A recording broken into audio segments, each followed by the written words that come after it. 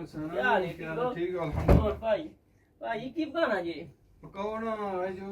दाल पकौन है ना दाल चंगी होनी चाहिए दस्ती। चलो ठीक जिंदी कहंदे हो बात छो क्या दाल दाल निब्बे नाल हैं हां खा क्या तो कुछ ही दाल दाल दाल दाल दाल ये दाल दाल दाल दाल रोई तेरे दाल वो दाल चंगी छपला सारी की दाल ही रोई गई वो दाल चंगी होनी दाल तक पता अपनी छपल तक भाई ये दाल अब भाई ठीक दे पैसे इधर दाल दाल रोज तेरे दाल ही क्या दाल छे दस्ती चंगी होनी ओ मारिया आंद्रा भी अंदरों अगलो पागलो पुछनियो केड़ी गलती कीती दाल दाल दाल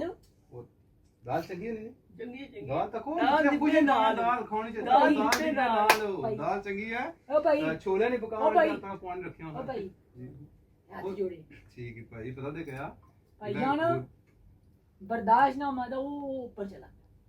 बस क्या खासो बस क्या खा गोश्त मंगा क्या खासो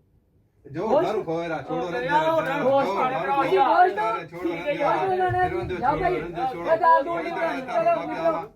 दाल दाल दाल दाल दाल आसो ये ना